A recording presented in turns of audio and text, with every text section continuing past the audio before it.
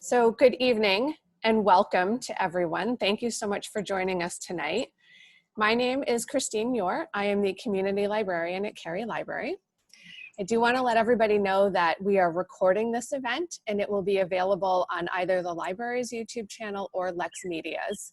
I will share that link with everyone when it is ready. I will ask that you remain muted during the presentation tonight. We will allow for questions after the presentation. You can either ask questions on camera or you can put them into the chat and I will read them at the end of the formal presentation. If you want to ask your question on camera, I would just ask that you use the raise hand feature. There are more than 50 of us tonight, and I think it will be easier not to speak over each other if we raise our hands, and I will call on different people so that everyone can hear the question and our speaker can respond.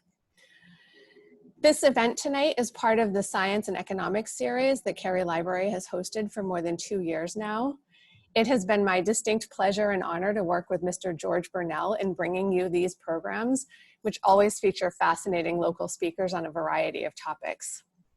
If you would like to be added to our mailing list for future events in this series, please send me an email separately or put a note in chat and I will add you to that.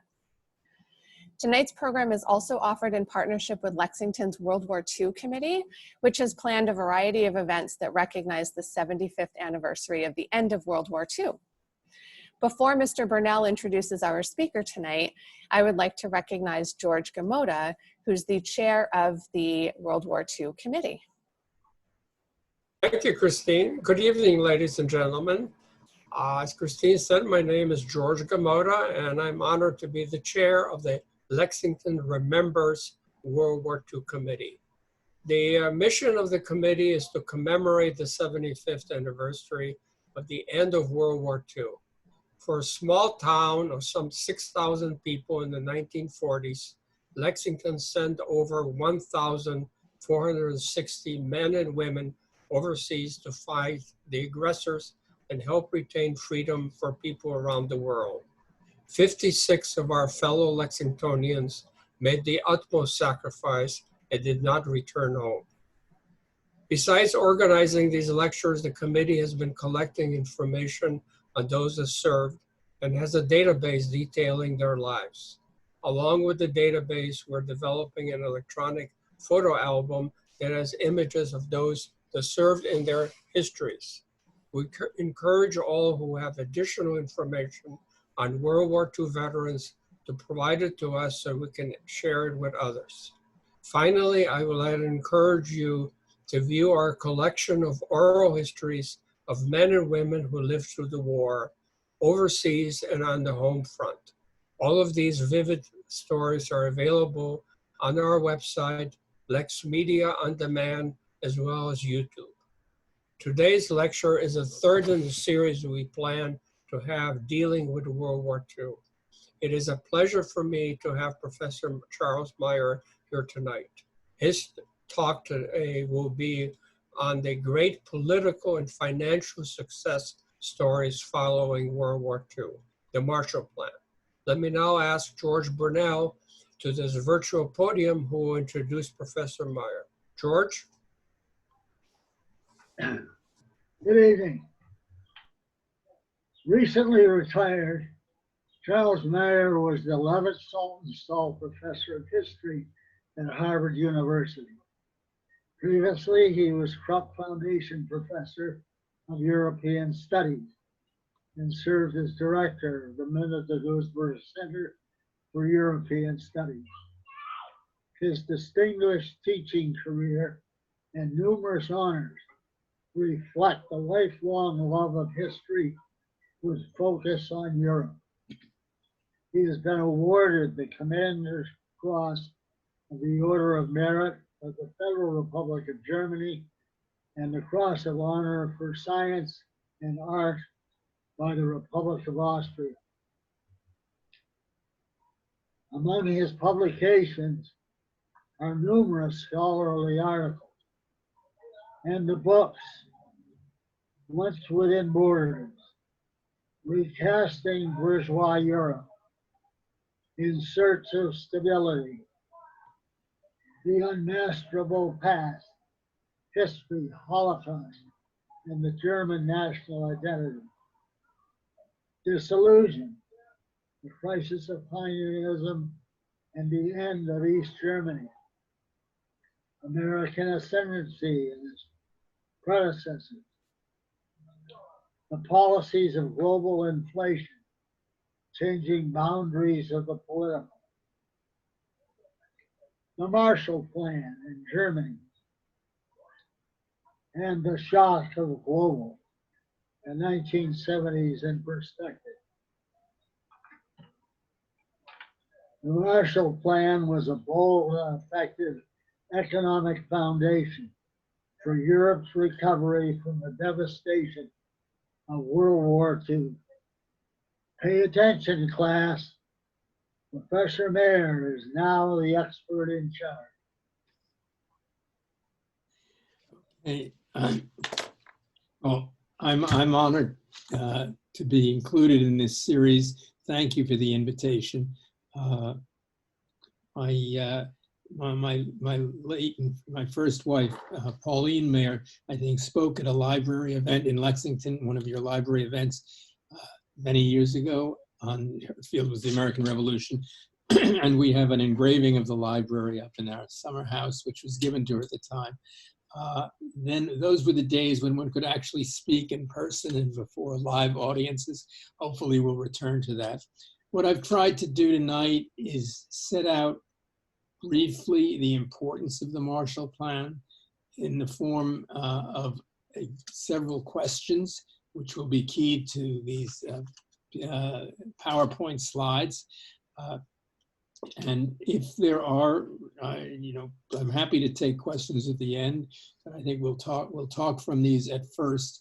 The Marshall Plan is fabled as well as noted as in a sense, the most successful diplomatic initiative of the United States, certainly in its modern history, in the 20th century. And I think with good reason. It's partially understood. It deserves attention. It does signify a hinge, a turning point away from the coalitions that fought World War II, namely our alliance with Britain and the Soviet Union, and toward the Cold War of opposition. And it required the division of Europe. Let's look at, I'm hoping this will, I'm sorry, I thought this would just, Christine, do you know, can you clue me in on the technology of getting to the next slide? You're in PowerPoint, right? You should be able to either hit the next arrow or the return key. Yeah, that's what I'm doing, but. And the arrows on the bottom left are not moving anything either? Oh, there's an arrow, okay. This was the situation in Europe between 1948 and 1989. Immediately at the end of the war in Europe, the Soviet Soviet Union moved to put its adherents and its communist supporters in power in the countries adjacent in Bulgaria and in Romania. Hungary and Poland took longer to communize. Poland was divided into two major camps.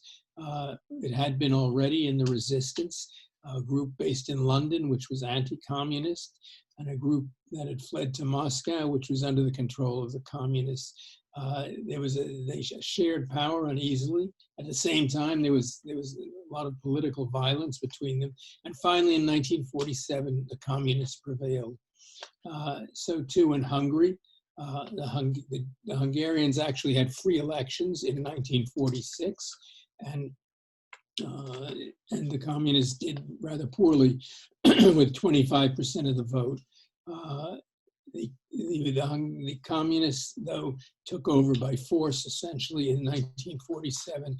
By 1948, that left one of the countries here in pink on this map, that Czechoslovakia, non-communist, but there was a coalition government.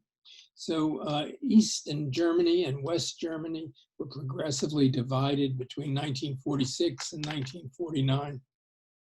So in these decisive 2 years from the end of the war until the time the Marshall Plan was announced, relations between the West and the East grew progressively more tense. And in part, Germany was the major prize of this division. It would be split down the middle. So the intervention of the Marshall Plan came at a very fraught point in relationships. It took a while for the United States to understand what was happening, to come to terms with Stalin's effort to, as they sought to dominate Europe, as much of Europe as they could. George Kennan signaled this and counseled a policy of containment. But American policy really had to be reoriented. You couldn't just turn on an ally that had borne the brunt of World War II and go into opposition just on the turn of a dime, so to speak. And this is, so the Marshall Plan is part of an evolution of policy, which of course then became the dominant American policy and the dominant geopolitical situation in Europe until the unification of Germany and the collapse of communism in 1989.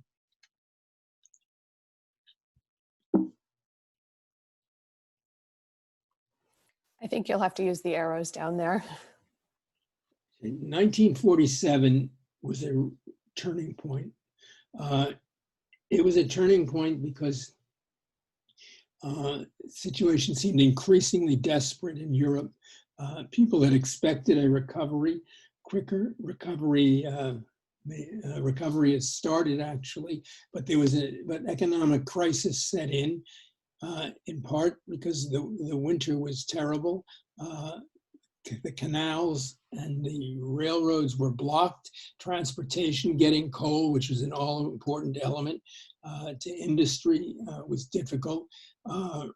There were food shortages, and West German, I'm sorry for my voice, it's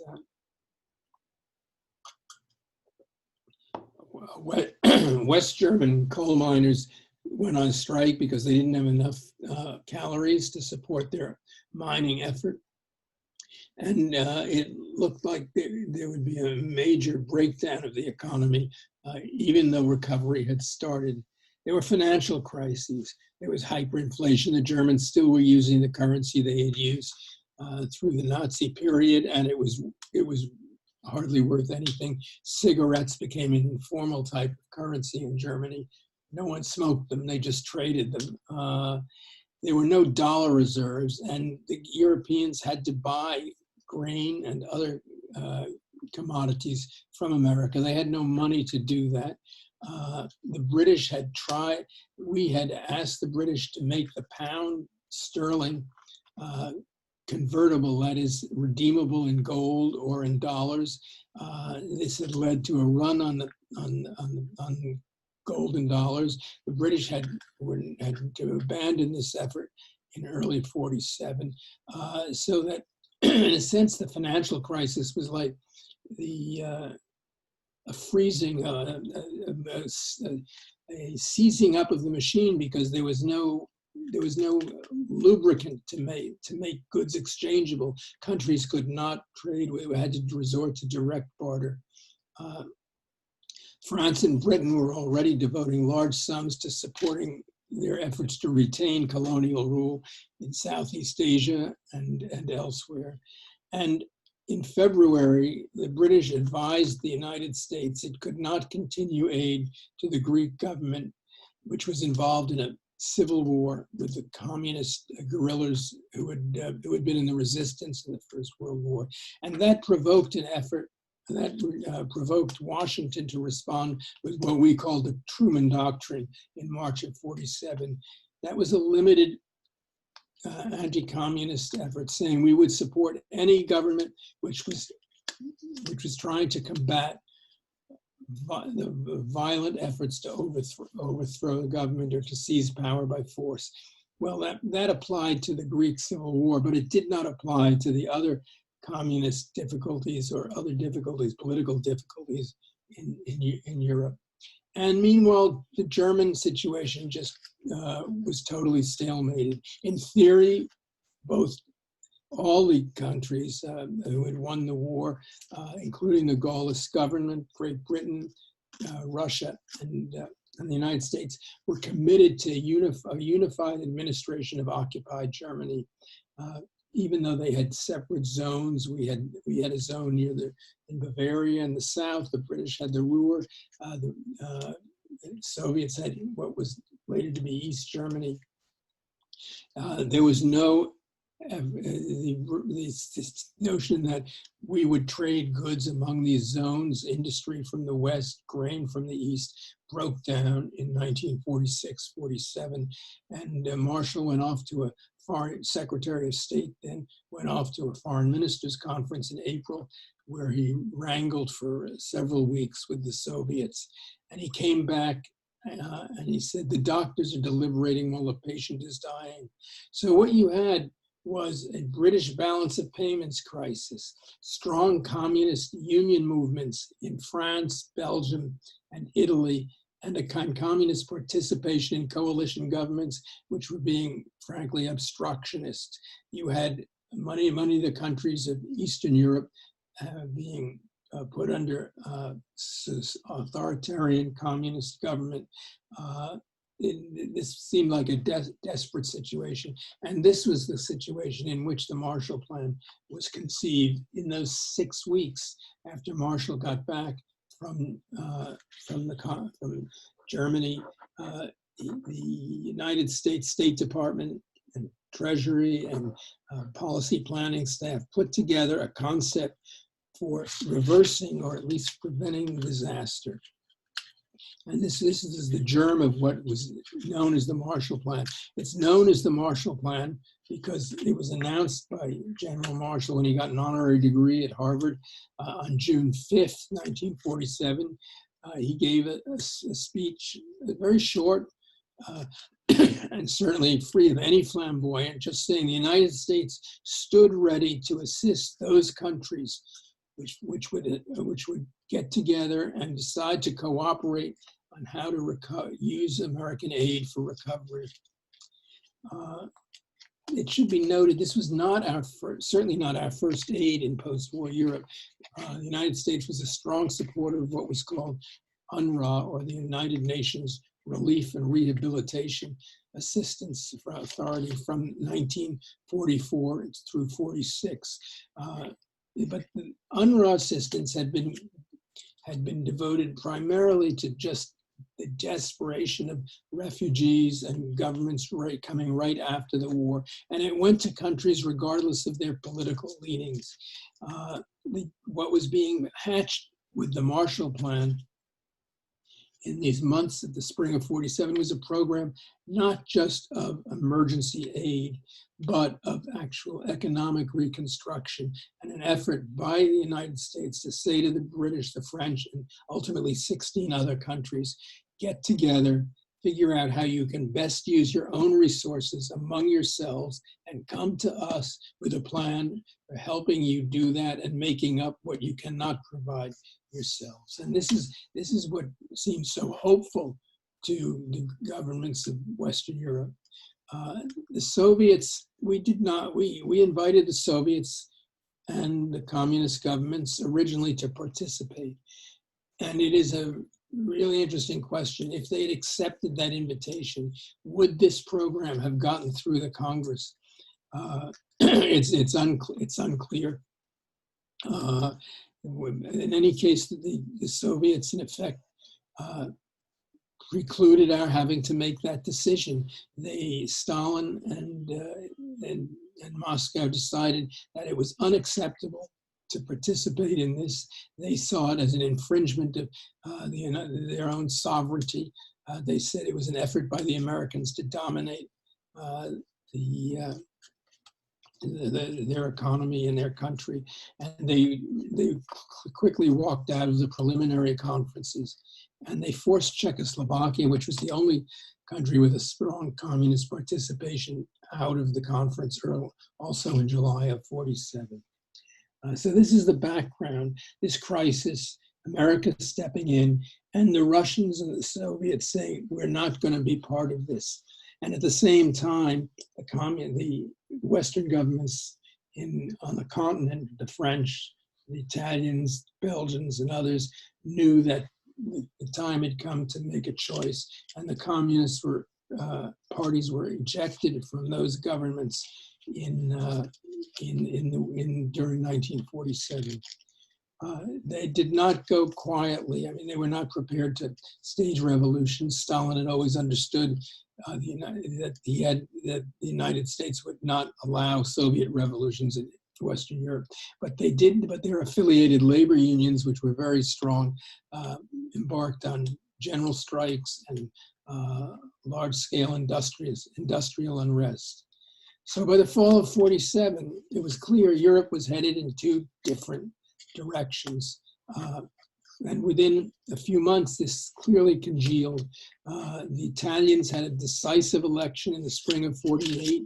We feared, some Americans, George Kennan feared, that the communists would win, but in fact, reporting a lot of aid to the pro-Western parties, especially the Christian Democrats under de Gasperi. The Christian Democrats won that election, and by and large, the communists were durably out of power in France, even though they had been the largest single party to vote. And so Europe froze into this Cold War.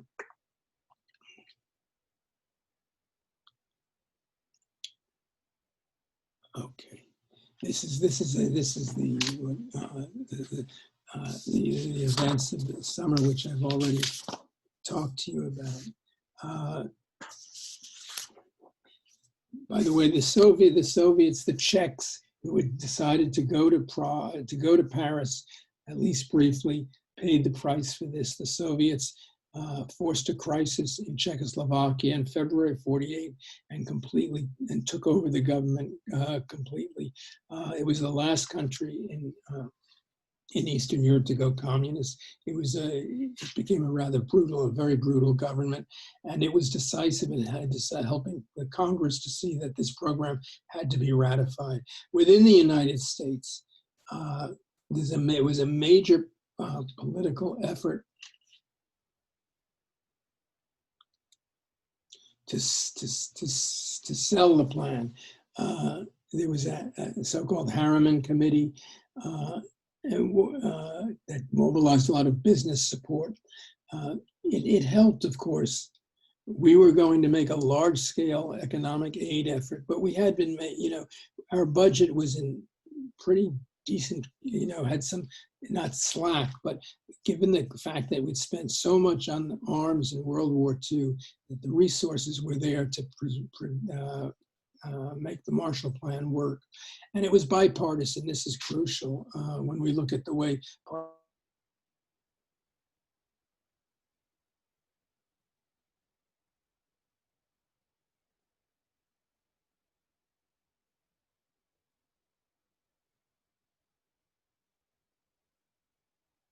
embark upon this program as an anti-communist program.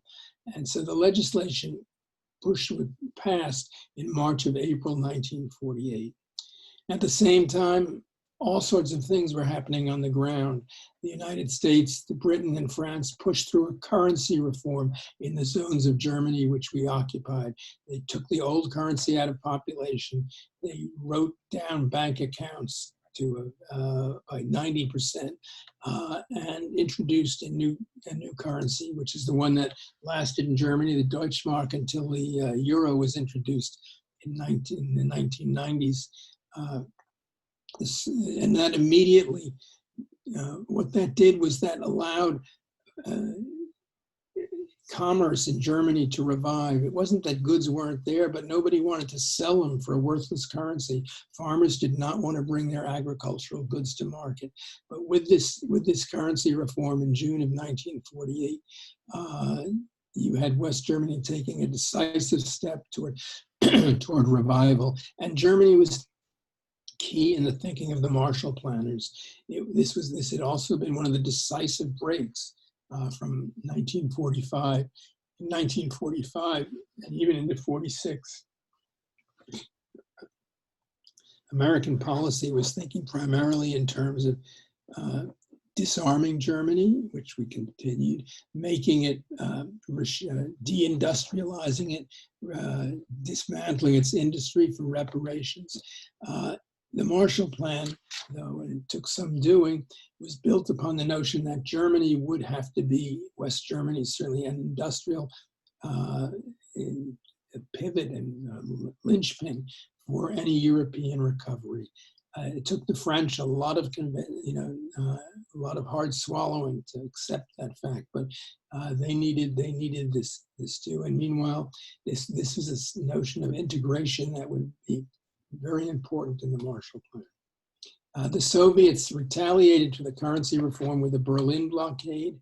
They blocked the land routes to Berlin. Berlin, as you'll remember the geography of it, lay inside the Soviet zone of occupation, and we had certain railroad routes and highways that we could use. The Soviets blocked them off for 10 months. When they saw we were determined to stay in West Berlin, they gave this up. But by 1949, there were rival states formed in the two halves of Germany, the Federal Republic of Germany and the German Democratic Republic. And that split lasted, of course, until 1989, 1990. There were two military alliances organized by 1949. And in Asia, the Chinese communists seized power and took over the country. So that 47 to 49, these are tremendous hinge years for world politics and global politics.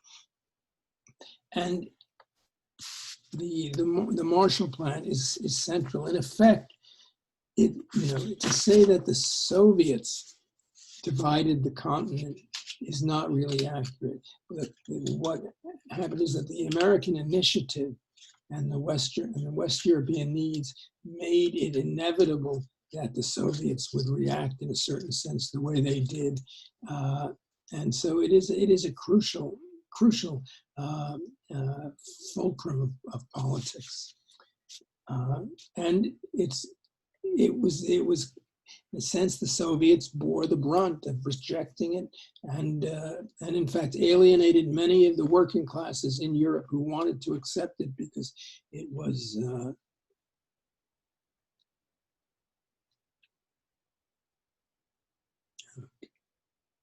what is it?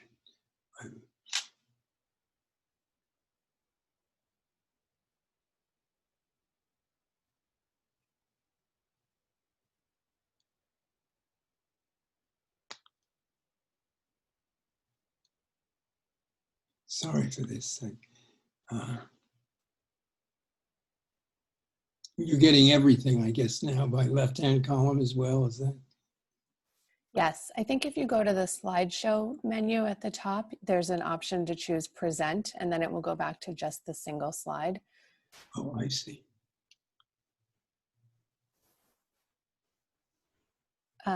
So if you click on the slideshow menu, and then go, there you go. Okay, I'm trying to get these little arrows at the bottom left. They are not the ones I've dealt with before.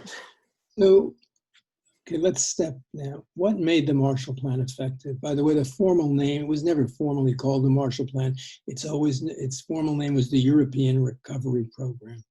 Well, first of all, it asked Europeans to think as a group. And the group they formed was eventually going to become the Organization for Economic Cooperation and Development. It was first called the Organization for European Economic Policy when Bidot in France and Bevin in England responded to us. So in a sense, the idea of integration in Europe was implicit in this plan. The notion it was to be cooperation, and that continued, and that had a future. It had legs, so to speak. Throughout 1948 and 49, there were currency clearing agreements. Instead of everybody just putting together their individual aid demands, the countries got together and figured out what they could give give to each other. What France could provide in agricultural goods to Britain and Belgium and Holland, or what Holland and Italy could provide, so that there is there are currency clearing agreements. And by 1950, the Europeans could restore their currency to a type of convertibility. That is, where they didn't have to resort to barter, where they could, in fact, have central bookkeeping and currency. Not yet a euro, but still convertible currencies like we have today with all the European countries. It was Europe's, and this was a great step forward. Europeans took their own initiative, the Schuman Plan, named after the French foreign minister in 1950, which proposed that the German and French steel agreement, coal and steel industries, be put together under one supranational authority. This became the nucleus of the European economic the common market in 1957, and ultimately today's European Union. So this was one reason it was effective.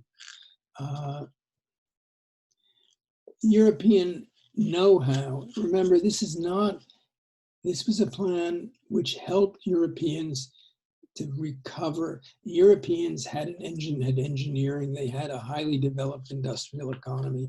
It was not going into a country that had no, it wasn't a development program. It was a program for facilitating cooperation among countries that were developed. I like to use the analogy, it was like the oil in a motor. It lubricated it. It let it function without friction. It wasn't like the gasoline.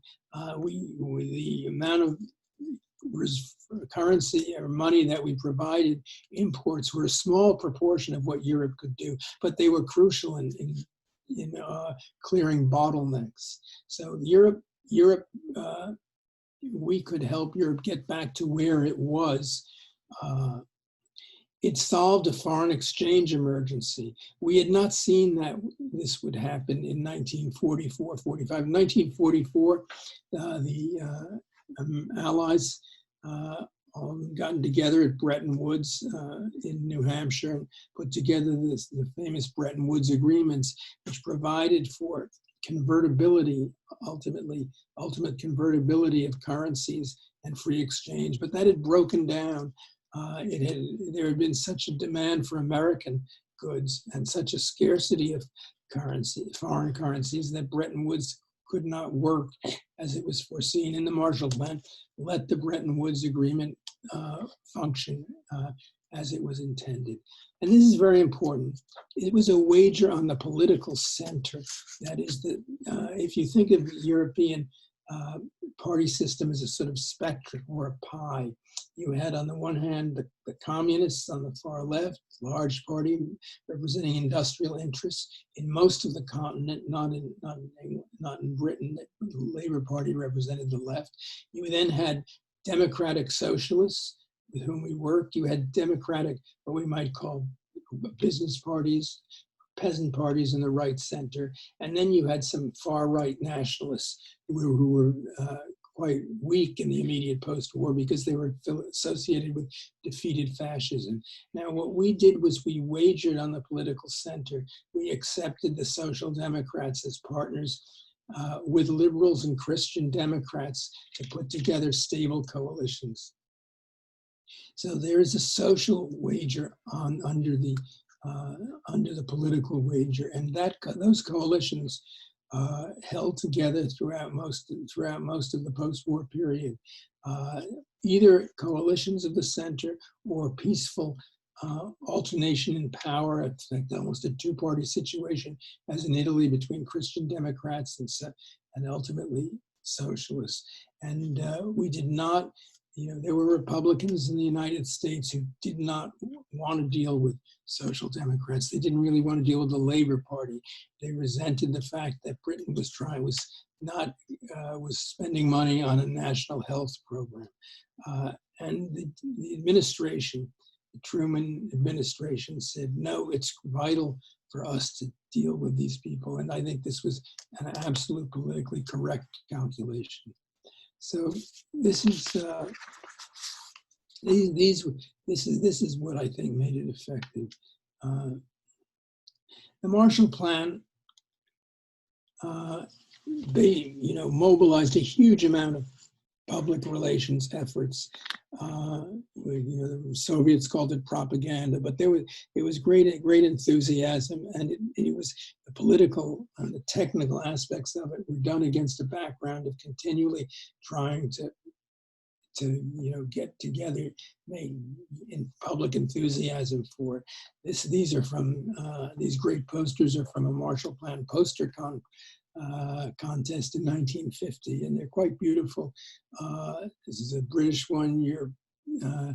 It shows the 16 Marshall Plan countries as a sailing vessel, and this one is to reconstruct Europe as a scaffolding, which is the Marshall Plan with all the different flags.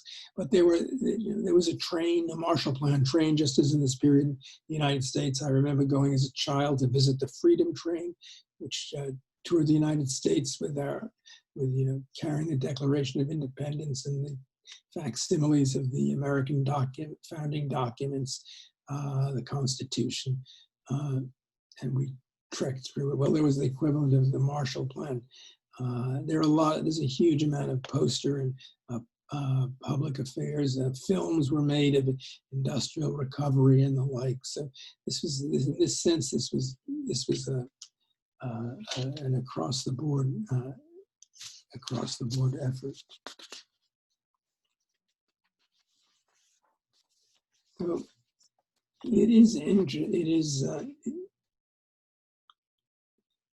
how was it organized? I mean, it isn't just that we were writing checks to Europeans. It's a very clever type of organization. First of all, skeptical congressmen did not want it just to be put under State Department auspices. A separate agency was established called the European Cooperation Administration in Washington, and a liberal Republican, the auto executive, if any of you remember the Studebaker autos, Paul Hoffman was head of the Studebaker company, and he was also head of a public interest business group that was nominally affiliated often with the Republicans, but believed in what the New Deal had done with deficit spending. There are a whole group of Republicans who came out of the Second World War convinced the government had to intervene in the economy. So he was put in charge of this. There's a corresponding office in Paris under Averell Harriman, who had been, was a Democrat. He was the Office of the Special Representative. And in each country, there were country missions established, affiliated with our embassies, European Marshall Plan missions, and each of the countries had to sign a bilateral pact. What the Europeans did was they had their own organization, the Organization of European Economic Cooperation, which would meet to look over all these country requests, to prioritize them, and then bargain and approve some. And then the national representatives bargained with our country missions and then with Washington.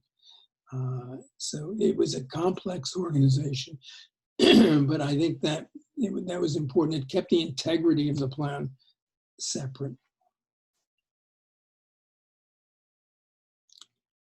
How did it work? Well, I don't know whether will people see the right-hand side of this screen? Yes, people can see the full screen. Okay.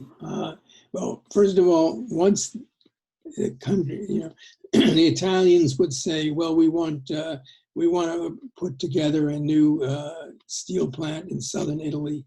the Europeans in Paris would say, okay, that's okay with us. And then this would be taken to the Italian mission of the Marshall Plan and then to Washington, and it would be approved or not approved. Sometimes things that were total boondoggles were rejected. There, after all, was a lot of political patronage involved in these funds when they came to different countries. But the approved items were granted dollar credits in Washington by Paul Hoffman's agency to buy American goods. So they bought foodstuffs or construction materials. The Germans bought a lot of food so they could concentrate their own efforts on machine construction. American senators and congressmen made sure that there was a budget for movies and tobacco. These are not necessarily vital to Reconstruction, but they played a large role. And these goods, when were sent from America, having been paid for by American dollars within the United States and taken to to Europe with a lot of publicity, a lot of pictures of bags of rice and wheat, etc., with ERP, European Recovery Program, stamped on them. Now, what the recipient countries had to do, though, was they had to put aside money in their own currency equivalent to the dollar amount that they received from the United States. This was called counterpart. And those monies were to be released for purposes approved by the Marshall Plan authorities and the Paris Office of the Special Representative. So the notion was that the Europeans could use American monies to get raw materials, but it would take the equivalent monies in their own currency so they could build a bridge or a factory or whatever. Now, in fact, this supposedly gave Americans leverage over the spending of the monies in Europe. And it wasn't really used very well. The French said, look, what we really need is our francs to be done is to get budget relief. We can't tax as heavily as you want to tax us. The British wanted to reduce their national debt. The American agencies didn't like this, but they generally gave way. And there was an argument for giving way because what it did do was America, it meant that private capital could function more efficiently and to a greater extent in the recipient countries. But a lot of the politics and the controversies over the Marshall Plan were over these provisions. So how much did it cost? Well, you asked, if you ask Americans today, a majority of Americans think we're spending 25% of our national budget on foreign aid, which is roughly 100 times what we're spending. There's a great thought that America was pouring huge amounts of money. Well, it was unprecedented, but it was not destabilizing. Over the 4 years of the program, we paid out roughly $13.3 billion in kind of money and valued at the time, and which today would amount to roughly $135 billion. Now, our gross domestic product in that period went up from, was totaled over 4 years about $1.2 trillion or 1,200 billion, an average of $300 billion a year. Today, it's our GDP is $2 trillion or $2,000 billion a year. So the Marshall Plan represented 1.1% of our GDP. Now that's comparable to what, or even less than what we had to pay when the oil price rises came in 1974, and the price of petroleum was jacked up 4 times, which was a political price increase. So these are supportable amounts, and they gave. It was the best investment we could have made, I think. Today's GDP, an equivalent foreign assistance program today would would be about, I'm missing the, wait, hold on just a second. Yeah, would be $30 billion today. What would be, no, about 220 billion. We spend today on foreign assistance about $30 billion or 0.15% of GDP. So in a sense, American foreign aid has retreated to roughly 1/7 of the comparable burden it once was. And we are we lag way behind such countries as the Scandinavian countries or Germany in terms of humanitarian and development aid today. And in the last pre-Trump budget for fiscal 2000, before Trump was elected, the allocation was about a 0.25% of GDP. Now, people have great, Americans still, this is a hard selling point, but it's worth recalling what we could do, and I think what we did very, very well. Where does our aid go to today? Well, this was in 2015, fiscal 2015. By far the largest components were Israel and Egypt, and by far the largest amounts of that were aid for really, keeping their respective armed forces up to snuff. Afghanistan, you'll see, was up here in the corner, was 1.2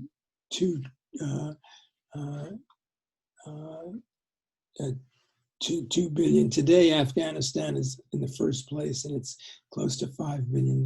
So you can see that where we've gone, what we've done with foreign aid is, in fact, we made much more of it key to military and security aid, much less of it to humanitarian aid. And this gives us, I think, rise. In conclusion, I would say, the Marshall Plan was an immensely foresighted type of response. It wasn't conceived it was conceived in an emergency, but American administration stepped up to the plate. It was a response that was not a military response. It was probably the most effective response we had.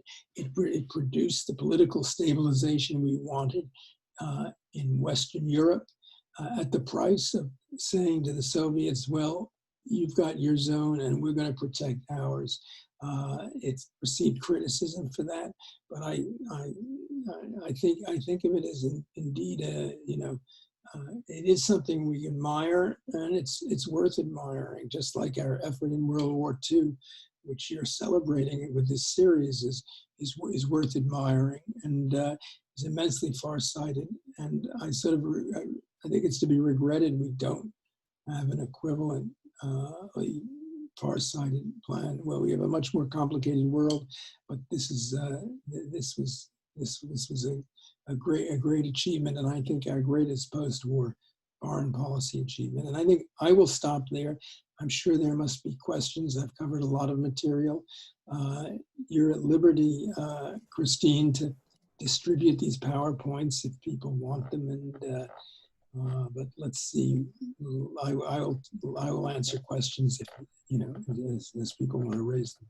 Thank you very much. I did record this, so people will be able to watch the recording and see the slides that way. If anybody is interested in seeing the PowerPoint separately as an individual document, just send me an email and I can send that to you separately.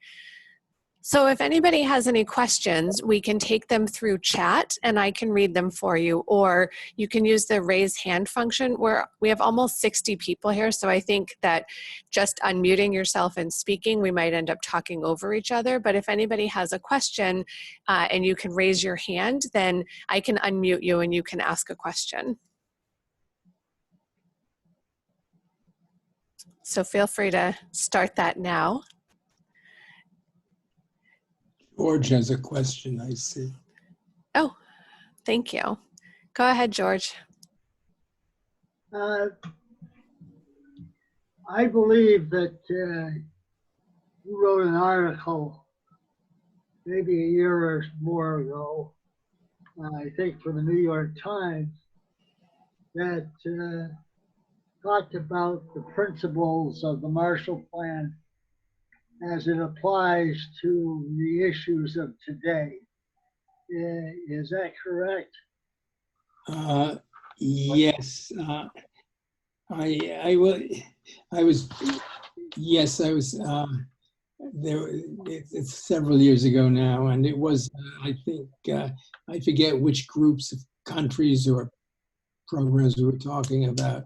I mean, this is behind your question is the question everybody asks in a certain sense.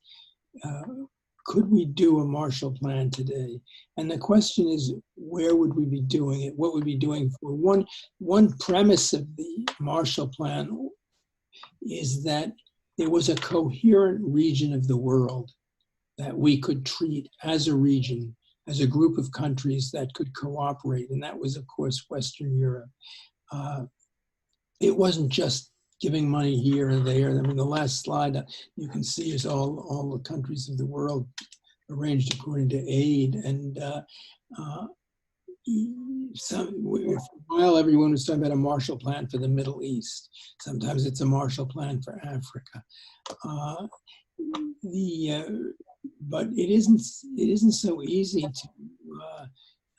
It's hard to think that the countries of the Middle East would really overcome their quarrels to put together a regional program. And Africa doesn't have is a huge undertaking. But I think, you know, these are conceivable plans, but we would have to be able to devote, you know, let's say a minimum of 1% or more than 1% of our GDP. That is increased foreign aid as we give it 6 or 7 times. Does it make sense? If you can see the synergies that might emerge from regional cooperation, yes, you know, that's what I was pleading for.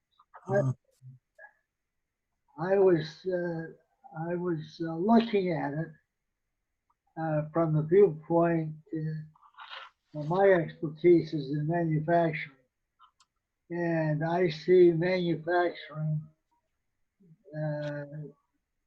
becoming stronger by regions: South America, North America, Asia, Africa, Europe, and being broken up in that way.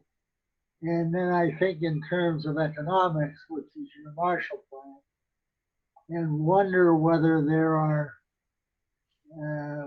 what the possibilities are of having the regional economics hang together as with the Euro, with the Greece and Italy and Spain philosophy versus German and Dutch philosophies, and wondering whether there is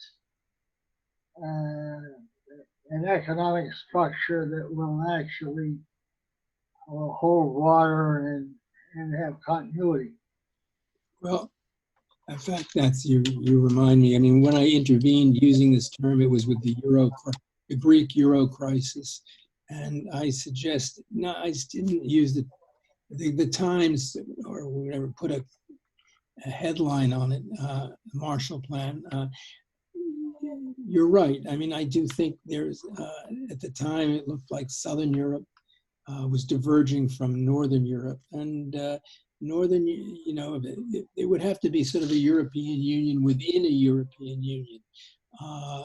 The difficulty is that he's always, this was involved with debt restructuring and all. There's always, you know, the Northern Europeans are not going to want to go beyond what the EU currently offers. And indeed, the EU they've given a lot of development aid through the EU, structural aid, etc. So the Marshall Plan, I think regional, I agree with you, regional assistance makes sense. But you do have already one regional group, and you always have the argument that, the moral hazard argument. If we let people off the hook in terms of their debt, they will become bad. They'll constantly be spongers, and will never pay taxes, etc., etc. So I think it's a great model, but you can't just apply the conditions of 1948 to the conditions of 2020. How different will it be by the time this pandemic has finished its job? I like to say historians don't do the future. The pandemic is, isn't it really a pandemic, a world history turning point? Or will we wake up and finally it will end, or a vaccine will come and we'll be where we were?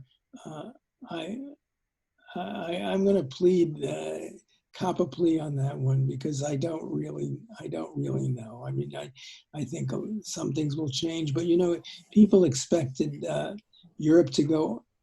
Many people expected Europe to become so totally socialist after World War II, and it didn't. It became a capitalist success story. So we're just be prepared for surprises.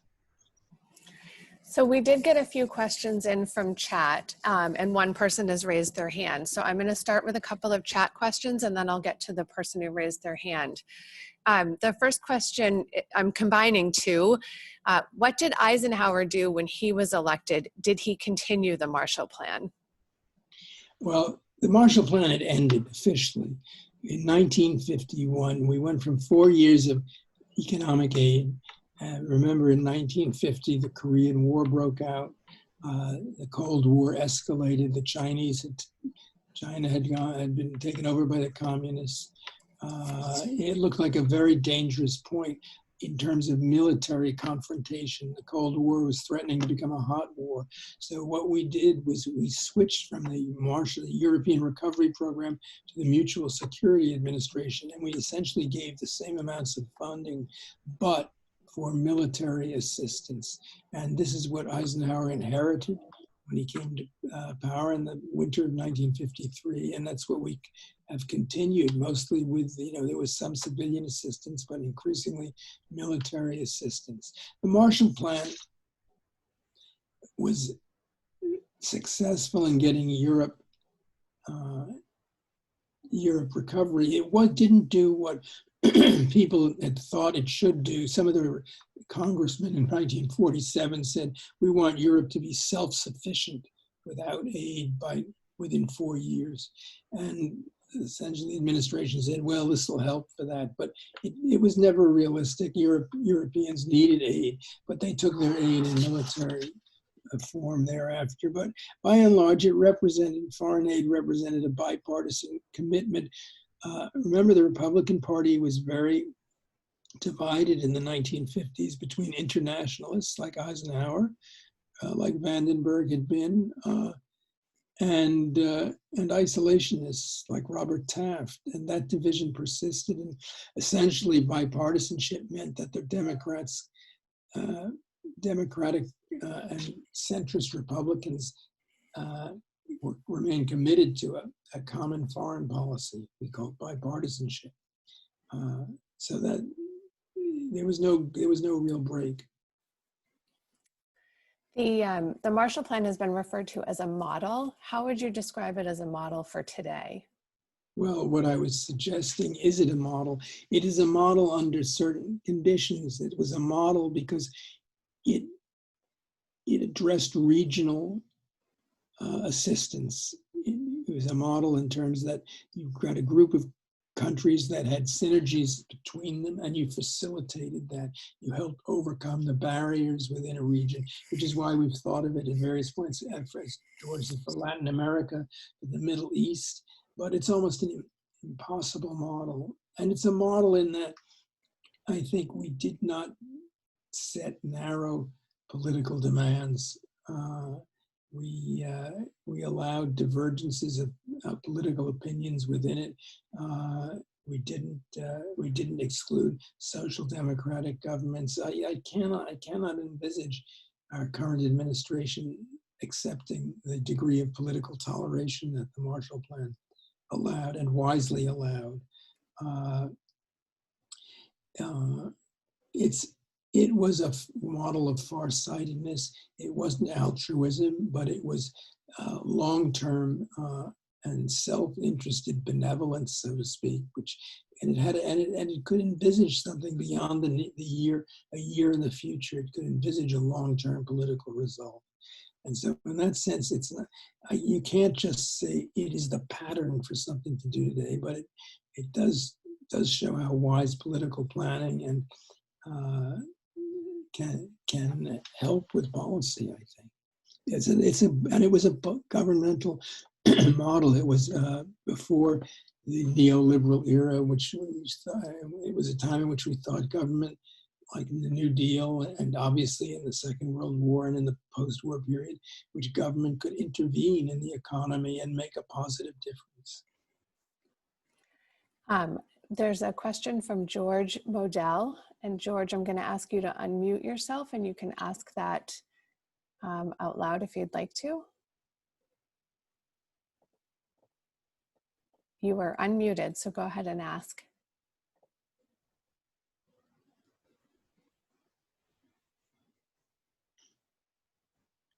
I'm not hearing you. Is anybody? Okay, can you hear me now? Yes. Yes, hi. But it was George Modell. Are you? George Modell? Yeah. Okay. I'm not hearing him, so George, if you want, you can put your question into chat, or maybe. I did. No, I did. I'm sorry, George Modell. There's 3 Georges in this more. So George Modell has had his hand up and waiting, but I can't hear you if you're trying to talk. So if you want to put your question into chat, I'm happy to read it for you, or you can try this again. I'm going to put you back on mute, and George Gamoda, you may ask your question, and then I'll go back to a couple in chat. Yes, hi. I have two questions. One, was Austria included in the original Marshall Plan because they had communists basically controlling interests until 1955? Well, Austria was included, but in fact, Austria was divided into 4 zones, and the communists did not control the whole country. They administered one zone, but there was a unified government, and Austria became one of the major recipients in terms of it, in proportion to its population. So it was included. It's true that the country was divided throughout, but there was a lot of it was less split up than in Germany. People went back and forth, and it was more interzonal intercourse. And Austria had a functioning government. At the time the Marshall Plan was administered, there was no functioning West German government. That came about in 1949. Austria had one from earlier on. So Austria is included, yes. Okay, the second question is, on the other side of the world, at the end of the war, the Pacific, we had a kind of a reconstruction in Japan. Was there any consideration for including other countries in like a Marshall Plan in the Pacific?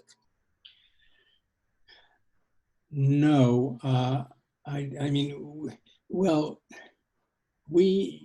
the other countries were partitioned earlier. Either we controlled them, in a sense, we had the Philippines until 1946.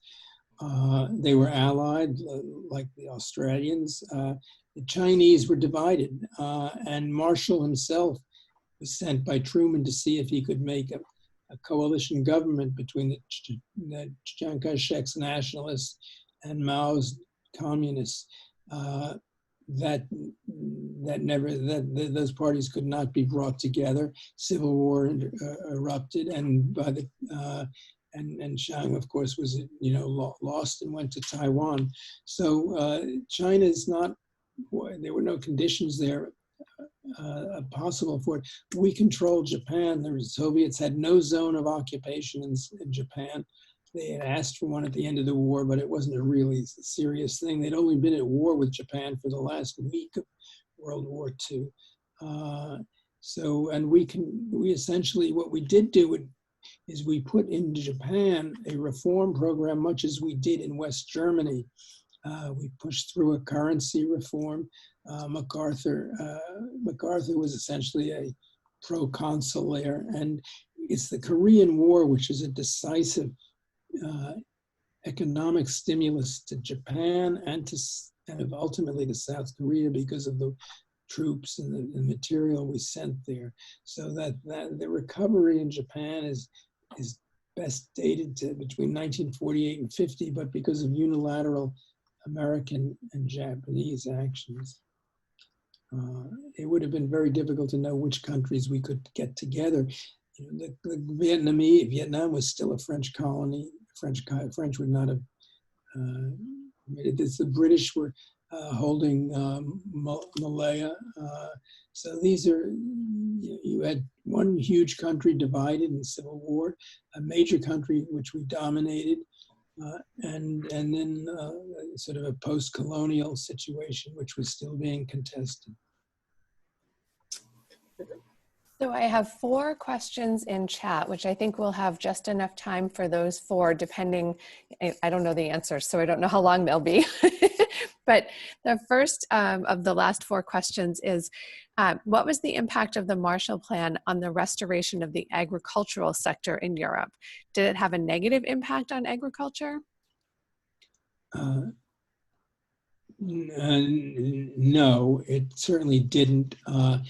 We shipped a lot of agricultural goods, but these were goods that the Europeans could not have produced at that point. In fact, economic recovery in Europe was, this was a fantastic period of transformation of European agriculture, because this was a period in which you start to get large-scale tractorization, the use of chemical fertilizers. The agricultural productivity of Europe went up fantastically in this post-war period, and this was independent of the Marshall Plan. It started earlier, so that in fact a great deal of population went from being in agriculture to cities to industrial labor in Holland and in France and in Italy. And so you got much greater productivity with far fewer workers, but there was enough industrial demand so that all the labor force could be absorbed from agriculture into the industrial economy, and we contributed to that. We sent a lot of fertilizers, agricultural implements. So I think the Marshall Plan was good for European agriculture, which though was sort of on its own path of momentum to modernization. You remember France went into World War II with probably 30 to 40% of its population in agriculture, whereas Britain had gone down to 2%. And France went, France is still a very productive agricultural country, but with far fewer, people devoted to doing that, and a vastly expanded industrial sector. So the Marshall Plan was good for farms, so to speak, in farming. Interesting. Would the Western European countries have been unable to pull themselves together without the Marshall Plan? Would the USSR been strong enough to control Western Europe? This is a great question, and the question, we can summarize it. I meant to put up, see, what if there had been no Marshall Plan? This is, I don't think Western Europe would have gone communist. I don't think that the communists, they were strong. They could stage general strikes. They could make life miserable people. But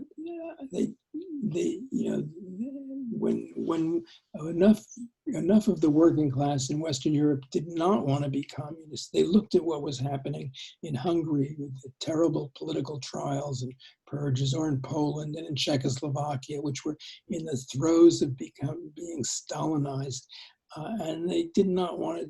I don't think communism would have had prevailed in Western Europe, even without the Marshall Plan. What would have happened is that the Western European standard of living would have been far lower, and you would have had the West European countries adopting austerity programs, that is, trying to limit consumption so that they did not go bankrupt, or their finances did not go bankrupt, which might have had, in fact, a right-wing reaction, a sort of populist reaction, as we see today, or almost a neo-fascist reaction. The Marshall Plan did not save Europe from communism. It did not save Western Europe. It's not that communists would have taken over, but it made political development, gave much more scope to the democratic development of Europe in the center. We would have seen a Western Europe look much more like today's Hungary, Turkey. We would have had this populist phenomenon, I think, take over much earlier in 1950 had there been no Marshall Plan. So curiously, we saved Europe from the most unattractive political phenomena we see today. It's a little paradoxical, but I think that's about the best counterfactual we can provide. And the last question that I have in chat is kind of an interesting last question. How did the Marshall Plan end? Was it limited to 4 years when it was set up? It was limited to 4 years, and each year the United States, the administration had to go to Congress and ask for the authorization for the next year of $3 or $4 billion. By the time it ended, it was being transitioned into military aid, into the mutual security program, which overlapped.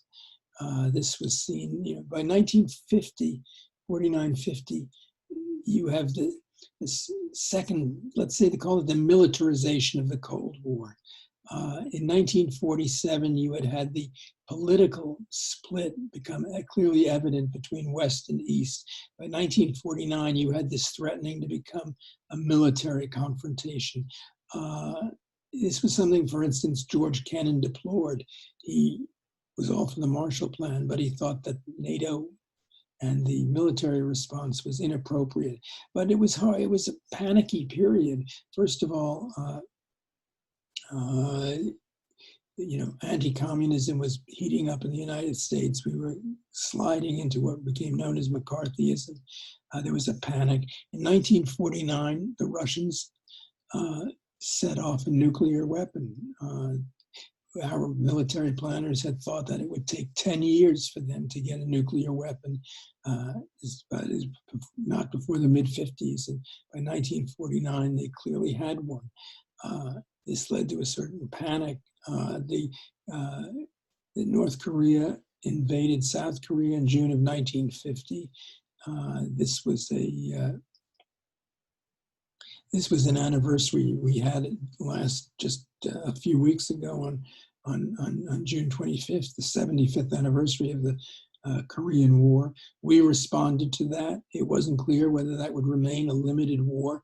Stalin had apparently blessed the North Korean effort to take over South Korea. It was a scary period. A lot of people thought we were on the verge of hot war, so that military aid took over. But military aid, we structured it so that it allowed the countries to sort of industrialize. We paid for them to produce their own military, equipment, which meant also adding to their industrial capacity. So the Marshall Plan transitioned. It formally ended, but it transitioned. The aid and the attitudes transitioned into the most dangerous period, probably of the Cold War, between 50 and the death of Stalin in 53. So I don't see any other questions in chat, although you did receive a few compliments and thanks that the program was really interesting to people. They appreciated the opportunity to learn a little bit more about something that they had a lighter knowledge of. So on behalf of the library, I would like to say thank you very much to you, Professor Maier, and also to all of our attendees for coming tonight. George Burnell or George Gamoda, would you like to say any last words? I'm unmuting you or asking you to unmute. There we go.